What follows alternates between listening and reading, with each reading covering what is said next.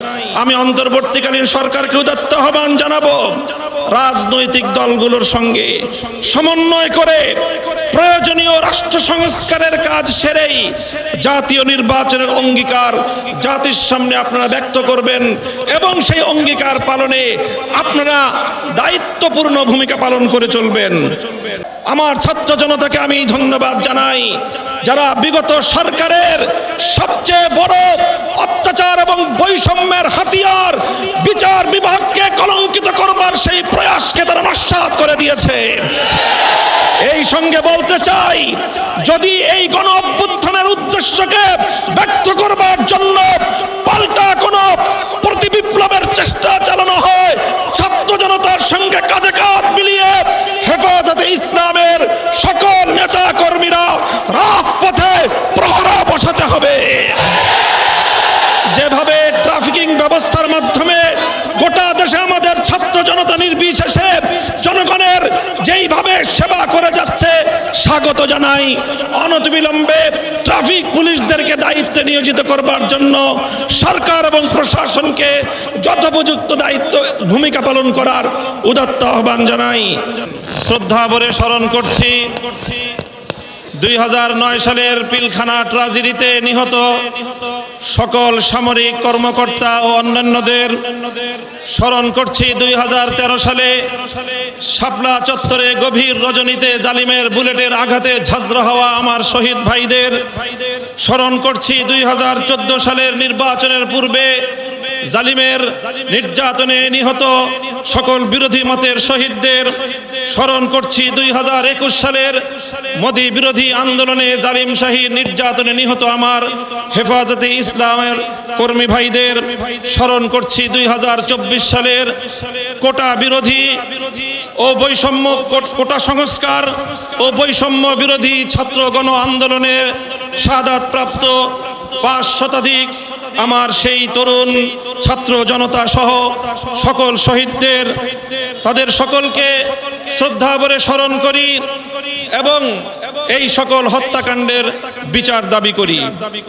সেই সঙ্গে এই সকল শহীদদের পরিবার পরিজন এবং যারা আহত হয়ে হাসপাতাল এবং বিছানায় কাতরাচ্ছে, তাদের পাশে দাঁড়াবার জন্য দেশবাসীকে আহ্বান জানাই। সেই সঙ্গে আমি এই সকল হত্যাকাণ্ডের সঙ্গে জড়িত বিগত ফ্যাসিবাদী জালিম সরকার এবং এই হত্যাকাণ্ডের সঙ্গে সরাসরি জড়িত প্রশাসনের সকল ব্যক্তিদের, দায়ীদের বিচার করে তাদেরকে যথোপযুক্ত শাস্তির ব্যবস্থা নিশ্চিত করার। সাথী ও বন্ধুগণ, আজ এই হেফাজতে ইসলামের মঞ্চ থেকে অন্তর্বর্তীকালীন সরকারকে আমি স্বাগত জানাই, তাদেরকে আহ্বান জানাই।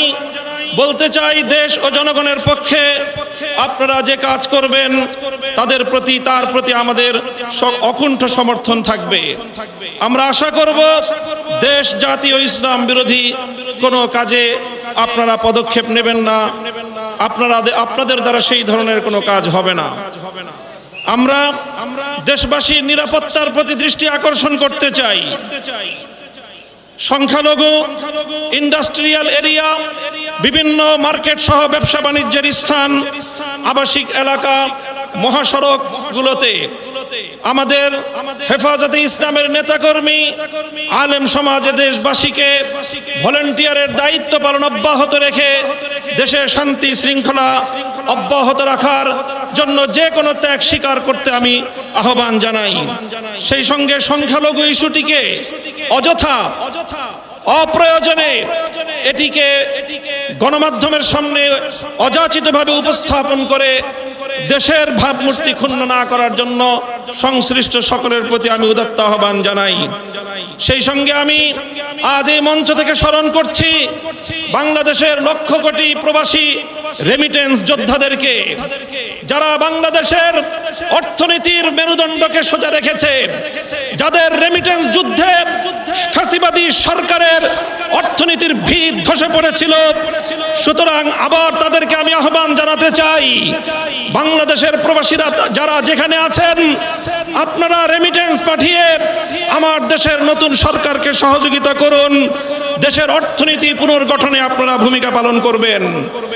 সেই সঙ্গে আমি অন্তর্বর্তীকালীন সরকারকে উদাত্ত আহ্বান জানাতে চাই, রেজিম সরকারের বিরুদ্ধে বাংলাদেশের ছাত্র জনতার পাশাপাশি গোটা বিশ্ব জুড়ে আমাদের প্রবাসী ভাইয়েরা তারা রাজপথে নেমে এসেছিল।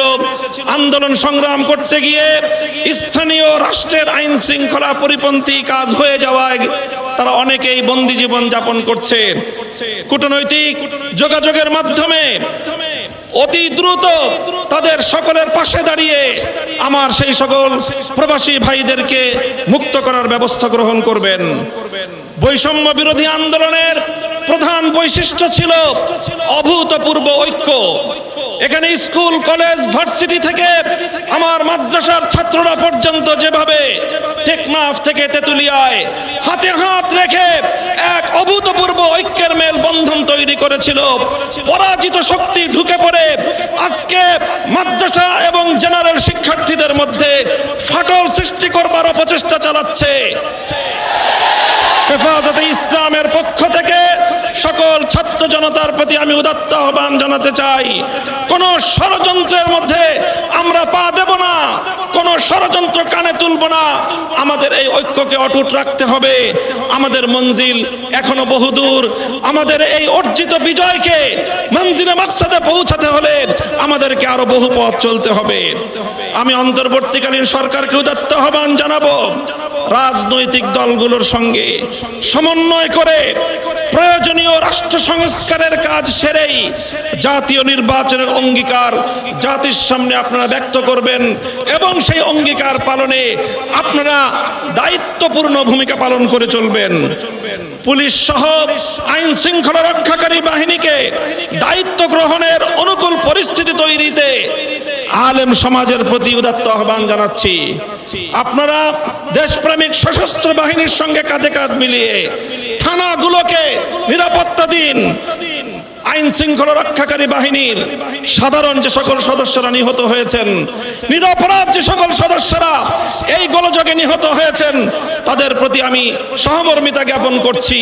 সেই সঙ্গে যেই সকল দুষ্কৃতিকারী অফিসারদের নির্দেশে এই সরল প্রাণ সাধারণ পুলিশ সদস্যদের জীবন গিয়েছে, এর জন্য তাদের উপযুক্ত বিচার বিভাগীয় তদন্তের মাধ্যমে শাস্তি নিশ্চিত করার উদাত্ত আহ্বান জানাচ্ছি।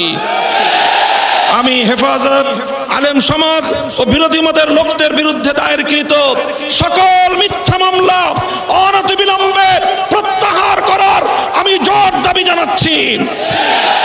ছাত্র জনতার ফ্যাসিবাদ বিরোধী অভ্যুত্থানের উদ্দেশ্য বানচালের চেষ্টা চলছে, আজও চেষ্টা হয়েছে।